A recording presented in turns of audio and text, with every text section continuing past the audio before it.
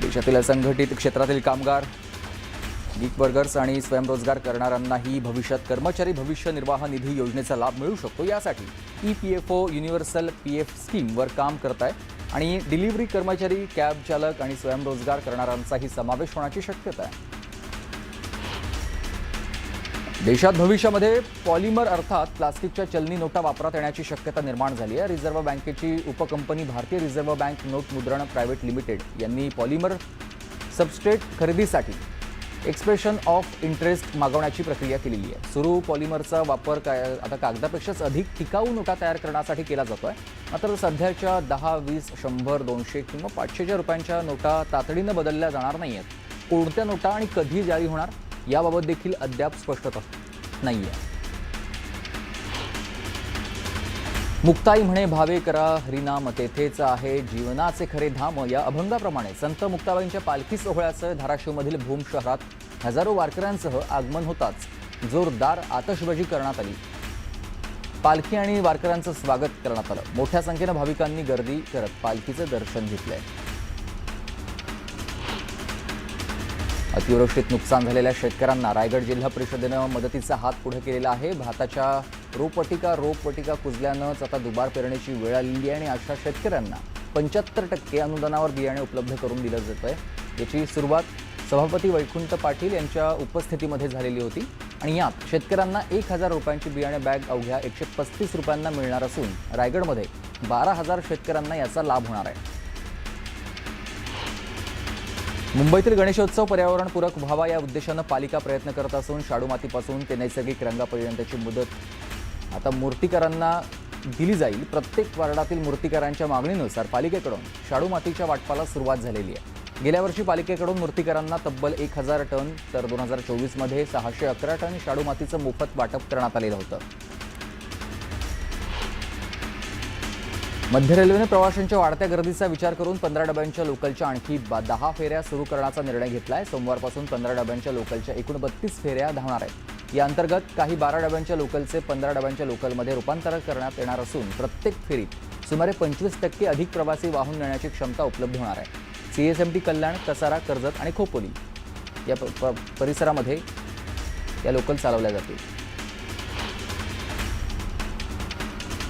गोंदिया शहरातील गणेशनगर आणि गोविंदपूर परिसरामध्ये एका अस्वलाच्या वावरामुळे नागरिकांमध्ये भीतीचं वातावरण निर्माण झालेलं आहे। सिंचन विभागाच्या कार्यालयाच्या आवारामध्ये लपून बसलेल्या या अस्वलानं परिसरात धावाधाव उडवली। नागरिकांच्या मागे अस्वल धावत असल्याचे CCTV फुटेज देखील समोर आलेले आहेत। अस्वलाला जेरबंद करण्यासाठी दाखल केलेल्या वन विभागाच्या पथकातील वनरक्षकावर अस्वलानं हल्ला करून त्यांना जखमी केलंय। त्यांच्यावर KTS या शासकीय रुग्णालयात उपचार सुरू आहेत। मध्य रेल्वेच्या मुंबई विभागात रविवारी मेगा ब्लॉक घेण्यात येणार आहे आणि या ब्लॉक विद्याविहार ठाणे दरम्यान 5व्या आणि 6व्या मार्गिकेवर घेतला जाईल। त्यामुळेच काही मेल एक्सप्रेस गाड्यांचे मार्ग बदलण्यात येणार आहेत।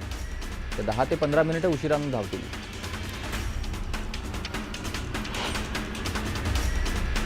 दिल्लीतील जंतर मंतर इथे नीट परीक्षा गैरव्यवहार, पेपर लीक प्रकरण आणि शिक्षण व्यवस्थेतील सुधारणांच्या मागणीसाठी सोनम वांगचुक यांचं आमरण उपोषण सुरू आहे। आज 21व्या दिवशीही उपोषण सुरू आहे आणि त्यांच्या आंदोलनाला देशभरातून पाठिंबा मिळत असतानाच अहिल्यानगरमध्ये विद्यार्थी, युवक आणि नागरिकांनी मूक कॅन्डल मार्च काढून ऐक्य दर्शवलेलं आहे। छत्रपती संभाजीनगरमधून इचलकरंजीकडे निघालेल्या एसटी बसला अचानक आग लागल्याची घटना घडली आहे। बसमध्ये 38 प्रवासी होते। सर्वांना सुखरूप बाहेर काढण्यात आलंय आणि बसच्या मागून जाणाऱ्या कार चालकानं बस चालकाला आग लागल्याचं सांगून बस थांबवली।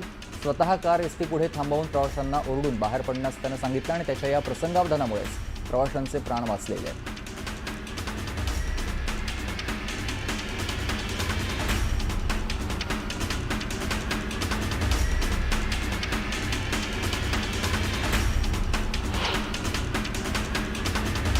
दापोली, खेड आणि मंडणगडच्या पाणी योजनांना मोठी गती मिळालेली आणि खेडची नळपाणी योजना अंतिम टप्प्यात आल्यानं लवकरच नागरिकांना दिलासा मिळेल असं योगेश कदमांनी म्हटलं। तर विकास कामांवर राजकारण नकोय, श्रेयासाठी स्पर्धा नकोय असंही योगेश कदम यांचं म्हणणं आहे। मराठा आंदोलक मनोज जरांगे पाटील यांनी आज बीड जिल्ह्यातील पट्टी वडगाव इथं जाऊन दिवंगत ज्ञानेश्वर वाकडे यांच्या कुटुंबियांची भेट घेत त्यांचं सांत्वन केलंय। यावेळी त्यांनी संपूर्ण घटनेची माहिती घेतली। त्यानंतर माध्यमांशी बोलताना त्यांनी धनंजय मुंडेंवर टीका केली आहे। परळीतील गुंडगिरी वाढल्याचा आरोप करत त्यांनी या घटनेतील आरोपींवर कठोर कारवाई करण्याची मागणी केली आहे. बीड जिल्ह्यात अनेक दिवसांपासून दमदार पावसाच्या प्रतीक्षेत असलेल्या शेतकऱ्यांना अखेर मोठा दिलासा मिळाला. अनेक भागात जोरदार पावसानं हजेरी लावली. शिरूर, कासार, पाटोदा, आष्टी, माजलगाव, बीड आणि गेवराई या तालुक्यांसह वेगवेगळ्या भागात झालेल्या मुसळधार पावसामुळे खरीप पिकांना नवसंजीवनी मिळण्याची आशा व्यक्त होते आहे. नंदुरबारमधल्या समाज कल्याण विभागाच्या विषबाधित वसतिगृह भेटीदरम्यान गायब असलेल्या सहाय्यक आयुक्तांवर कारवाईचे आदेश पालकमंत्री हसन मुश्रीफांनी दिलेले आहेत. नंदुरबारमधल्या शहादा येथील समाज कल्याण विभागाच्या वसतिगृहातील 40 विद्यार्थ्यांना अन्नातून विषबाधा झालेली होती. त्यामुळे पालकमंत्री हसन मुश्रीफ यांनी आज शहादा दौऱ्यावर दरम्यान या समाज कल्याण विभागाच्या वसतिगृहाला काल भेट दिलेली आहे. महाराष्ट्रात येत्या काही दिवसात पावसाचा जोर वाढण्याची शक्यता आहे. भारतीय हवामान विभागानं दिलेल्या माहितीनुसार पूर्वेकडील राज्यात सक्रिय असलेल्या कमी दाबाच्या क्षेत्रामुळे महाराष्ट्रातील हवामानात बदल होत आहे. पुढच्या काही दिवस कोकण, सह्याद्रीचा घाट परिसर आणि राज्याच्या अंतर्गत भागात पावसाची स्थिती उत्तम राहील, तर विदर्भाला येलो अलर्ट देण्यात आलेला आहे. मात्र मराठवाड्याला अद्यापही चांगल्या पावसाची प्रतीक्षा कायम आहे. शेतकरी वर्ग त्यामुळे चिंतित आहे. हवामान विभागानं पुढच्या 5 दिवसांसाठी महाराष्ट्रातील काही जिल्ह्यांमध्ये काही ठिकाणी विजांच्या कडकडाटासह वादळी पाऊस कोसळण्याचा अंदाज व्यक्त केला. उपनगरीय रेल्वेमधील सर्वाधिक वर्दळीच्या स्थानांपैकी एक असलेल्या बोरिवली स्थानकाचा मेगा पुनर्विकास करण्याची तयारी रेल्वे प्रशासनानं सुरू केलेली आहे. रेल्वे भूमी विकास प्राधिकरणानं स्थानकाच्या पुनर्विकासासाठी 5 ते 6 आराखडे तयार केलेले आहेत. त्यांचं सादरीकरण पश्चिम रेल्वेकडे केलेलं आहे आणि त्यातून अंतिम आराखड्याची निवड करण्यात येणार आहे.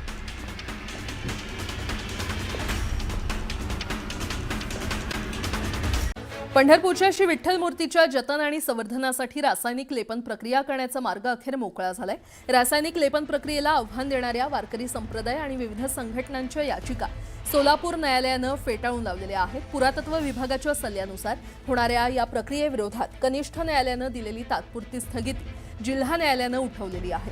पारंपरिक वज्रलेप करण्याच्या मागणीसाठी संघटनांनी न्यायालयामध्ये धाव घेतली होती, ज्यावर मंदिर समितीनं जिल्हा न्यायालयामध्ये दाद मागितली होती. न्यायालयाच्या सकारात्मक निकालानंतर यंदाची आषाढी वारी संपन्न झाल्यानंतरच विठ्ठल मूर्तीवर रासायनिक लेपन करण्याचा निर्णय मंदिर समितीनं घेतलाय. पंढरपूर येथील माननीय कोर्टामध्ये त्याच्या बाबतीत एक दावा दाखल झाला होता आणि त्या दाव्यामध्ये या मूर्तीच्या जतन संवर्धनाच्या प्रक्रियेला स्थगिती दिलेली होती. परंतु त्याविरुद्ध मंदिरे समितीने प्रिन्सिपल डिस्ट्रिक्ट जज सोलापूर यांच्या समोर त्याच्यावरती अपील दाखल केलेलं होतं आणि आज त्याच्यामध्ये निकाल प्राप्त झालेला आहे. निकाल देत असताना माननीय कोर्टाने म्हटलेलं आहे की मंदिरे समिती ही शासन स्थापित असून ती केवळ मॅनेजमेंट नाही तर मूर्तीचं जतन संवर्धनाचं काम करणे हे सुद्धा समितीचंच काम आहे. त्यामुळं मंदिरे समितीचा दावा जो आहे तो आज या ठिकाणी मान्य करण्यात आलेला आहे. त्याचप्रमाणे जे पूर्वी जिल्हा इथल्या JMFC कोर्टामध्ये दावे दाखल केलेले होते ते सर्वच दावे रिजेक्ट केलेले आहेत आणि 22/6/2026 रोजी जो स्थगिती दिलेचा आदेश होता तो सुद्धा रद्द केलेला आहे आणि त्यामुळं समितीचा या ठिकाणी अपील मान्य करून आता मूर्ती जतन संवर्धनाच्या प्रक्रियेला हिरवा कंदील मान्य कोर्टाने दिलेला आहे.